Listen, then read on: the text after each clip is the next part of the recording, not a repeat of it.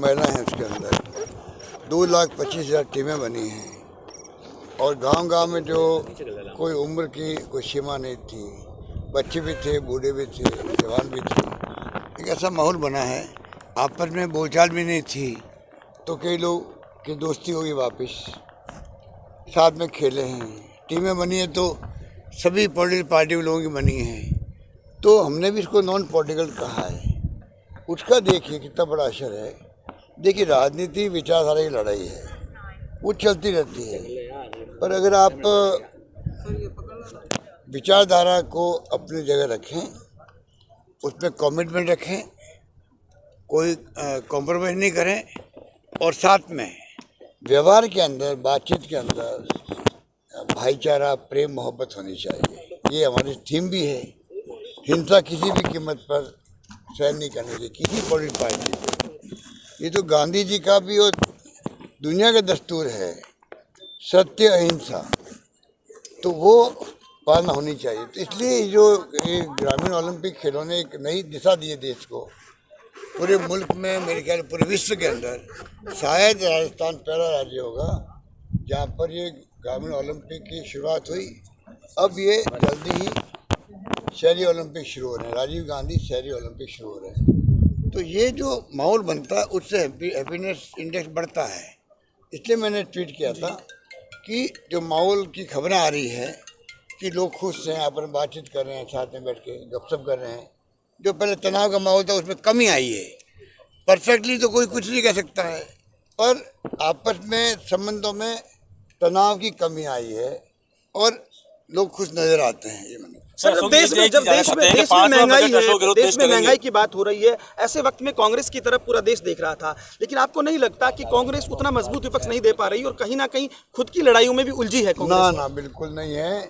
अभी तो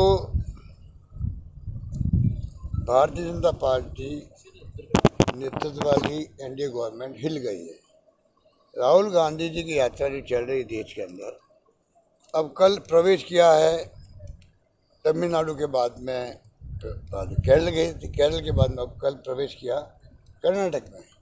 कर्नाटक में अगर 2-2.25 लाख लोग इकट्ठे हुए हैं, उसको अपन क्या कहेंगे? पूरी बीजेपी और इनके साथी लोग हिल गए हैं, बेचैन हो रहे हैं। 4-5 दिन तो अटैक किया राहुल गांधी पर पहले, अब इनके पास कोई पॉइंट है ही नहीं, क्या तो अटैक करें। राहुल गांधी जी का रास्ता वो है महंगाई, बेरोजगारी और जो मैंने अभी आपको कहा कि देश में शांति, सद्भाव, प्यार, भाईचारा रहे और हिंसा नहीं होनी चाहिए, हम सब मिलके चलें, ये उनकी थीम है। और जो वो कमेंट देते हैं ट्विटर के अंदर भी या फेसबुक में, आप देखते हैं वो सटीक देते हैं। आज पूरे इंटेलेक्चुअल, साहित्यकार, पत्रकार, मैं देखता हूँ डिस्कशन के अंदर एक सत्य हिंदी नाम का एक प्लेटफॉर्म है, उसको मैं देखता हूँ। हमारी भी आलोचना करते हैं, अलग बात है, परंतु ऐसे ऐसे इंटेलेक्चुअल बैठते हैं वहाँ पर जिन्होंने खुद ने एक मैसेज दिया देश को कि राहुल गांधी की यात्रा जो है परफेक्ट है।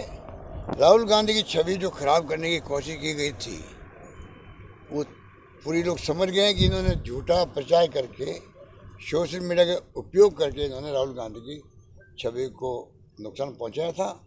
अब सच्चाई सामने आ गई है। तब आपने कहा था कि युवाओं के लिए और खिलाड़ियों के लिए जो वो शक्ति है देश की, वो बहुत खुश है, जो चाहती थी कि खाली तानाशाही शासन नहीं रहे, एक पार्टी शासन नहीं हो और प्रतिपक्ष मजबूत हो। वो तमाम ताकतें, चाहे वो आम नागरिक हो, इंटेलेक्चुअल हो, साहित्यकार हो, पत्रकार हो, कोई हो, वो सब खुश हैं कि भाई हाँ, अब जाके मुकाबला बराबरी का होगा। इधर हमारे चुनाव चल रहे पार्टी के, तो पार्टी चुनाव भी अपना आप एक मैसेज है देश को। कब तो राजनाथ सिंह जी बन गए अध्यक्ष, पता ही नहीं किसी को। कब अमित शाह जी बन गए थे अध्यक्ष, किसी को नहीं मालूम। कब नड्डा साहब बन गए, किसी को नहीं मालूम। और कांग्रेस में बाकायदा डेमोक्रेटिक वे से चुनाव हो रहे हैं। ये चुनाव भी अपना आप में देश को एक मैसेज दिया, पूरे देशवासियों को। कांग्रेस आज भी एक मजबूत विपक्ष के रूप में खड़ी होने की स्थिति के अंदर है और यही माहौल मैं देखता हूँ कि जो बना है, अब आगे बढ़ते जाएगा, बढ़ते जाएगा। अशोक जी सवाल है मेरा, एक आदमी परिवार के अलावा बाहर रहने जाए।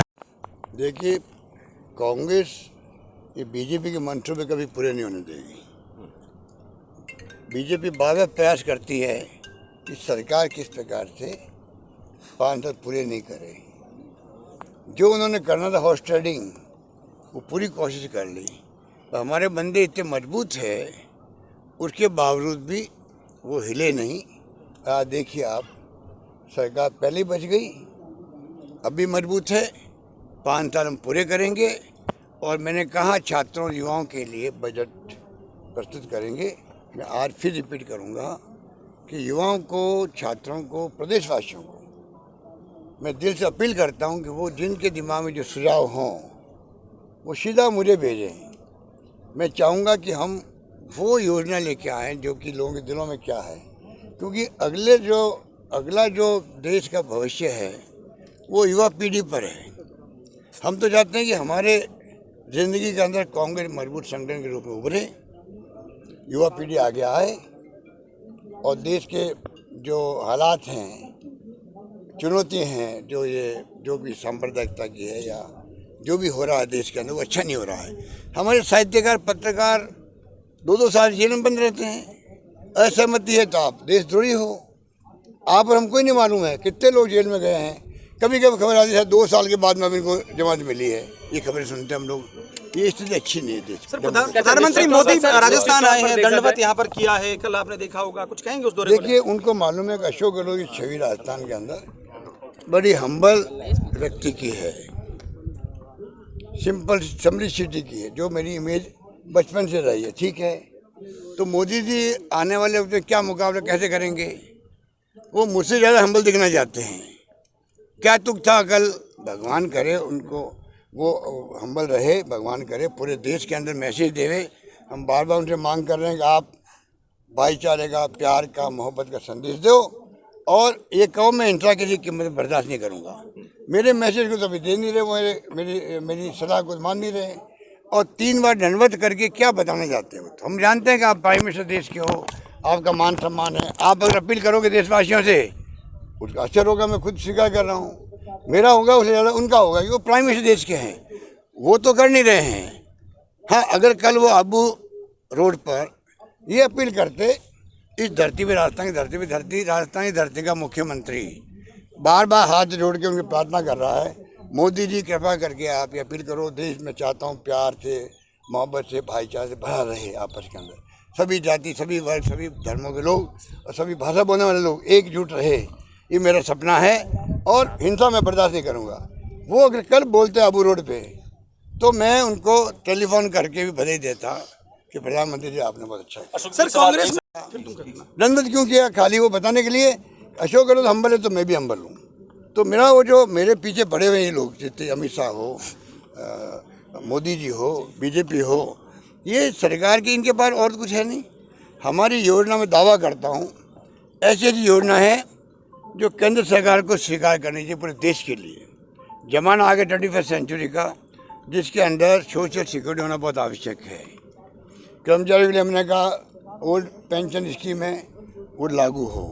चिरंजीवी योजना, गरीब एक कॉन्फिडेंस बढ़ गया जिंदा रहने का। अब मैं बीमार पड़ूंगा तो मेरा फ्री इलाज होगा, कितने पैसे लग जाओ भला ही। बीमा मैंने कर दिया एक्सीडेंट का भी।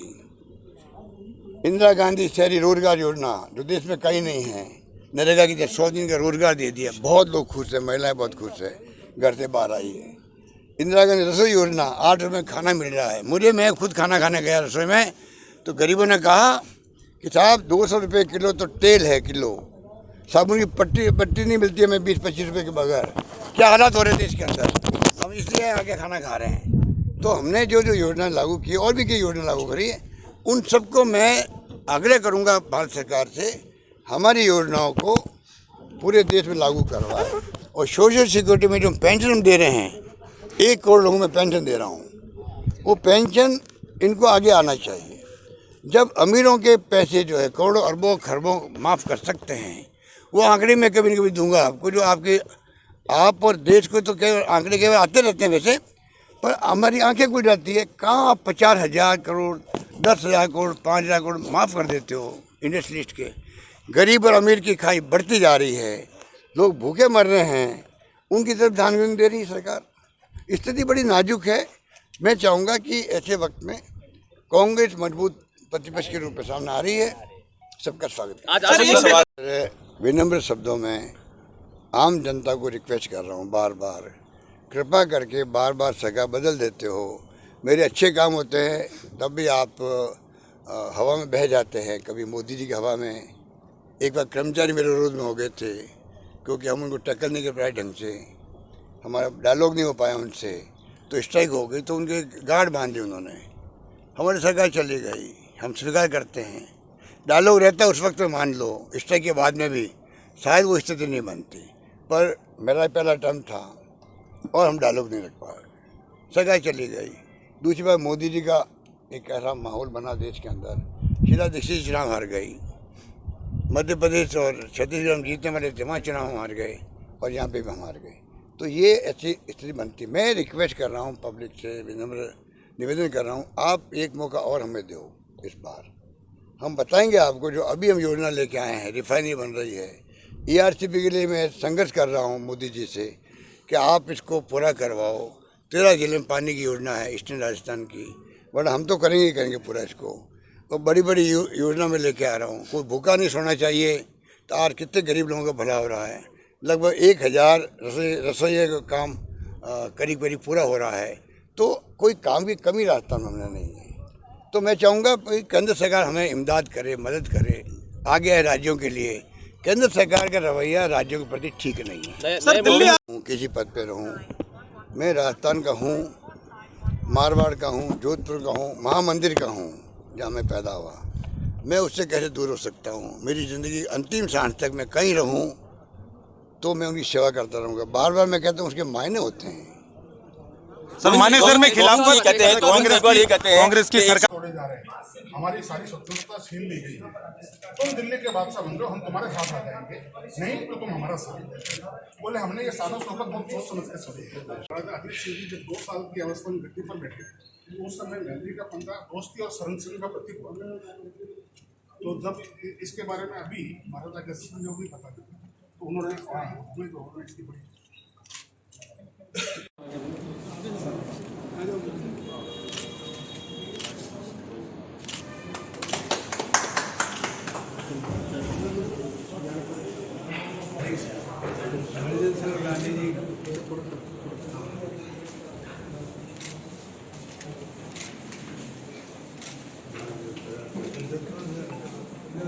जोधपुर से भी बहुत सारे निकले और उस समय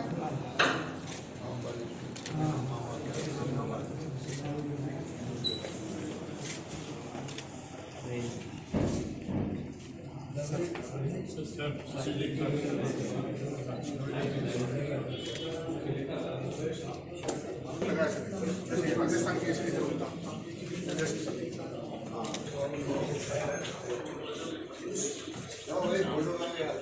मनोज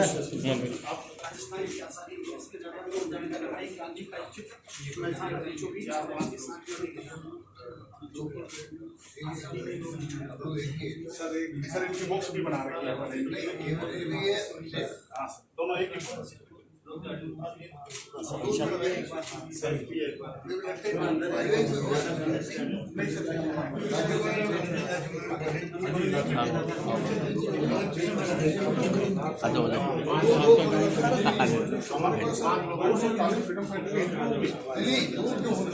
सर ये एक्चुअली वो गलती लग गई तो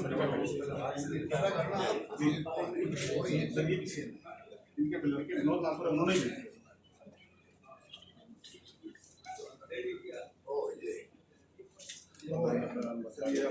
आप गए थे ना सर जयपुर के अंदर झंडा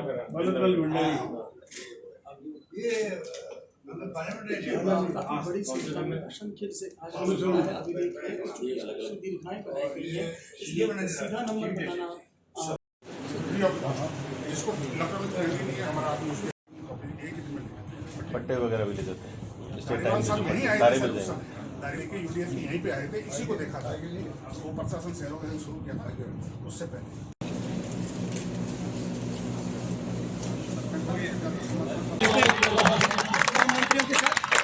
जिस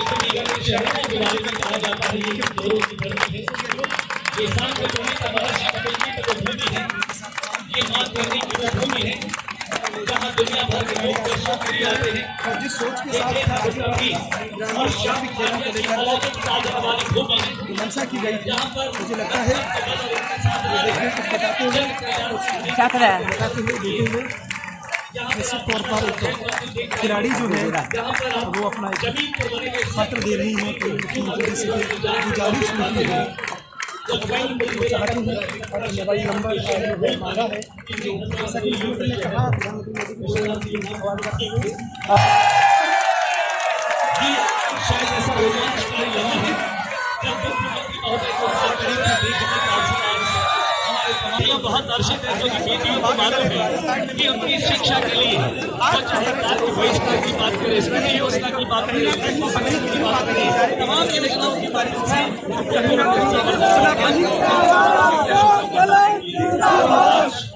गरीब की क्रांति के रूप में इन बेटियों की चेहरों पर ये बेटी आत्मविश्वास की लबरेज है। एक बार फिर तमाम बेटियां जोरदार तालियां बजाकर इस बात का एहसास करा दे, ये तालियां पूरे बीकानेर में सुनाई देनी चाहिए।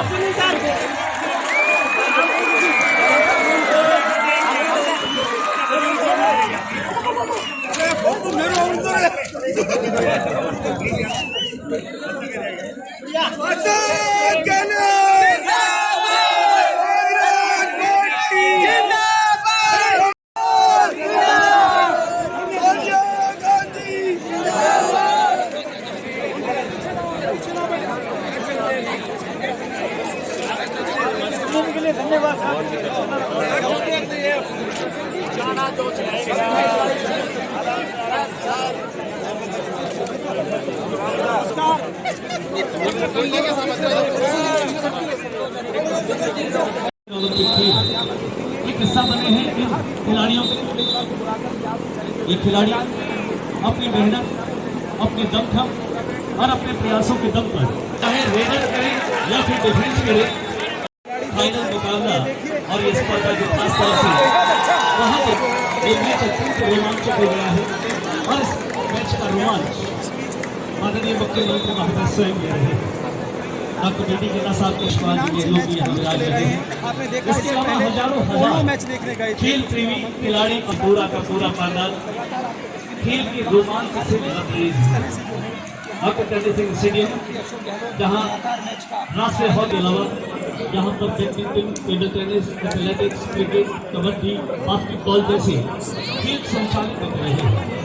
कल्ला जी के एमएलए कोटे से 8,63,000 रुपए की लागत से ये साइकिल इस बिटिया को दी गई है। मैं चाहूंगा एक बार डॉक्टर बीडी कल्ला साहब के लिए भी उतनी ही जोरदार तालियां बजाकर उनका अभिवादन और अभिनंदन करें। बहुत बहुत धन्यवाद। और हम पांचू ब्लॉक से हैं, गांव हमारा कुसु है। ये बच्चियां जो खड़ी है ये वॉलीबॉल की है, गर्ल्स वॉलीबॉल में हमने डिस्ट्रिक्ट में यहाँ विनर हुए हैं। हम 8 ब्लॉक यहाँ आते हैं खेलने के लिए और हम फर्स्ट आए हैं। अब जो ये हमारे मुख्यमंत्री जी ने जो ग्रामीण ओलंपिक जो चलाया है, बहुत ही अच्छी एक पहल है खेल के लिए। इससे बच्चे प्रोत्साहित होंगे, बच्चों के साथ साथ बूढ़े भी हैं। इसके अंदर कोई भी उम्र का बॉन्ड नहीं है। सबसे बड़ी बात जो है, इसमें उम्र की कोई बॉन्डिंग नहीं है, कोई भी इसमें खेल सकता है।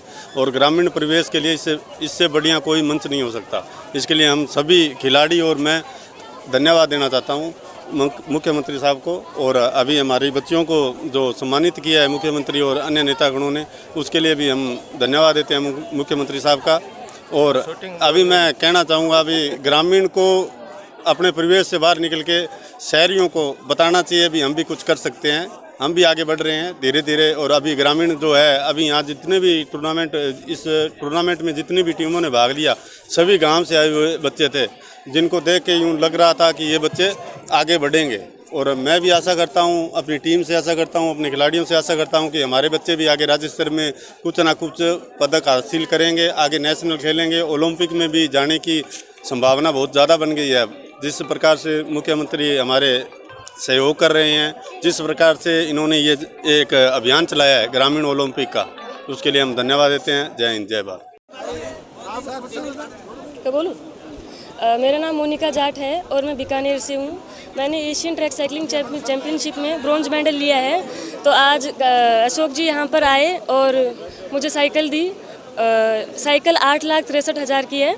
तो बहुत खुशी हुई और आगे भी ऐसे ही मैं नाम रोशन करूंगी और लोगों को भी प्रोत्साहित करूंगी ताकि वो भी आगे जाके खेल को समझे और उसमें ज़्यादा से ज़्यादा भाग ले और राजस्थान का नाम रोशन करें।